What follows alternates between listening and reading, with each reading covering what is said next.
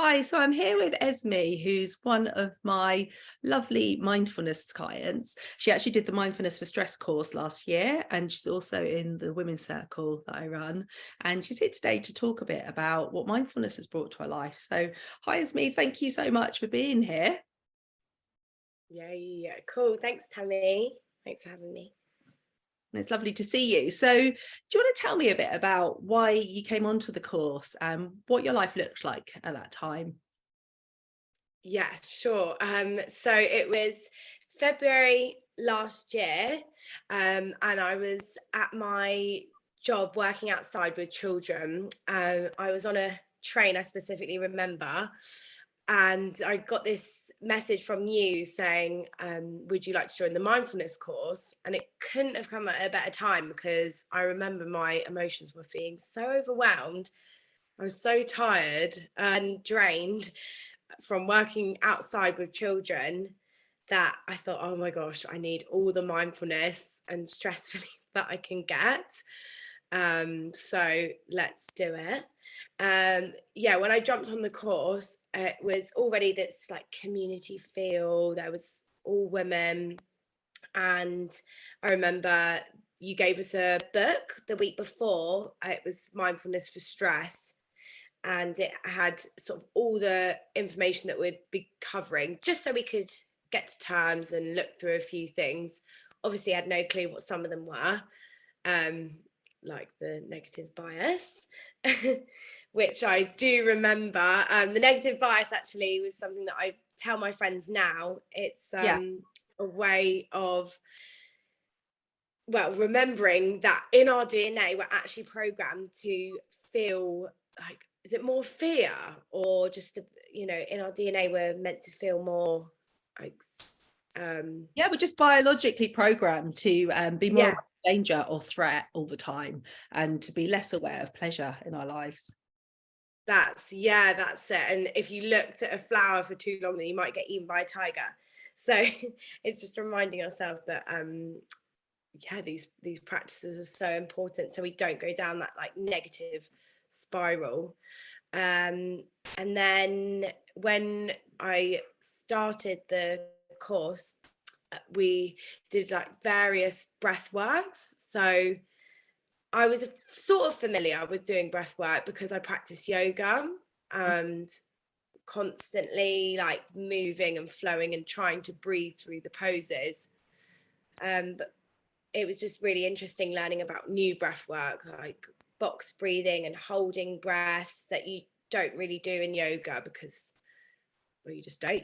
You're moving, aren't you?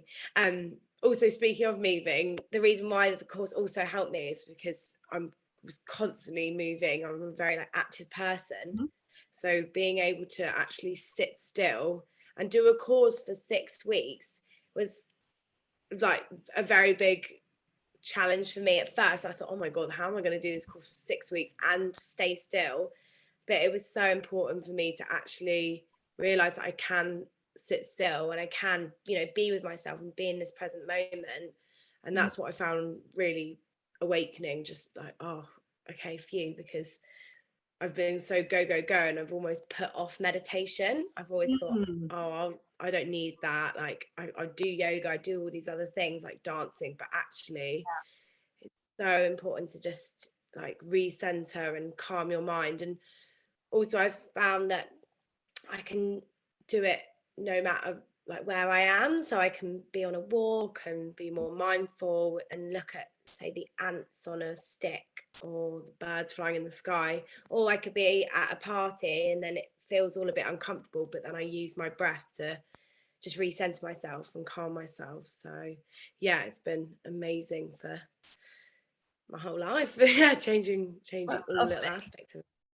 Yeah, and Yeah. you said that it was like a bit difficult for you at first because you were doing all these really active things like kind of yoga and dancing. And I know a lot of people feel like that. It can be a bit scary to just sit and really be with your emotions and how uncomfortable that can sometimes feel. So, what was that like for you when you started that practice?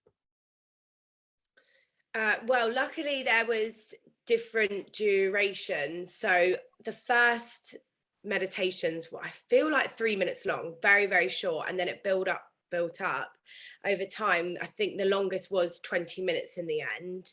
And I feel like now I can definitely do it. Sometimes I actually do half an hour meditations, which is amazing. On my lunch break, I love to starfish, but I think it was just finding those pockets of time during the day at that time. So I was like, where am I going to do it? And I think we make all these excuses, like, where are we going to do it? But actually, hopefully all of us do get lunch breaks at some point. So it's just trying to see, okay, there's that lunch break, or there's that breakfast break, or there's a dinner, so finding those pockets of time really helped. And like I said, now I manage to do sometimes half an hour, especially in the summer when I was we have an hour lunch break, and I was just starfishing slash sunbathing. But no, I was listening to a meditation, and it was 30 minutes, so I've been That's chuffed with amazing. myself. Yeah. I love that image. You're just starfishing in your lunch break. That's what it's all about, isn't it? Yeah, total relaxation. And so, what kind of changes have you noticed in yourself since the course?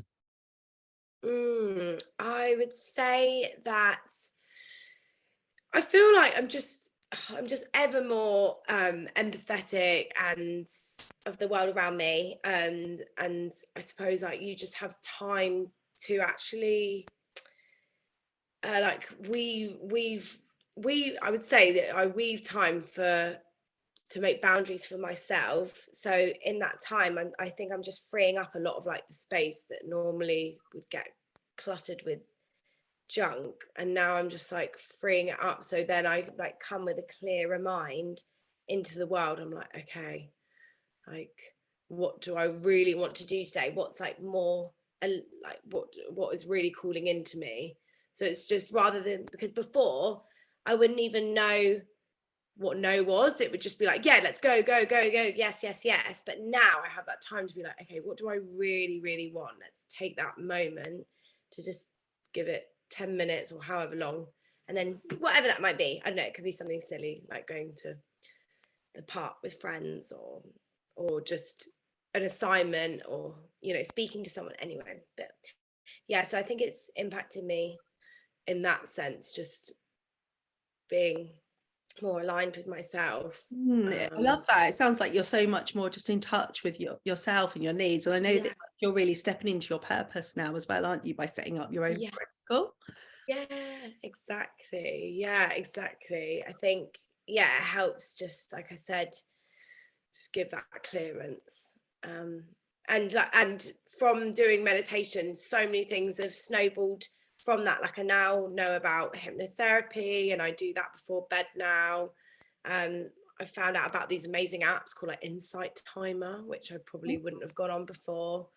And then just this whole community, going to meditation events or sound baths, and just exploring that whole world that's definitely more aligned to me. So yeah, it's a really good way to start with that, by doing a course, because if you go, a lot of people go straight to apps, and it's quite hard to build a practice by yourself just by doing the app, because like you said, it can be quite uncomfortable. Whereas if you've got like a teacher and a community to guide you through, it really helps you get through and build up that practice.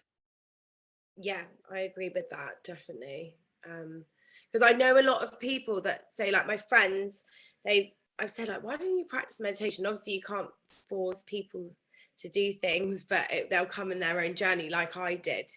But it's interesting to see, maybe they do need like a little course, a course or something, just to get that motivation, and then create a habit. And then once you've created a habit, hopefully they can carry it on. And how did you find the benefits of having the community of the other people on the course?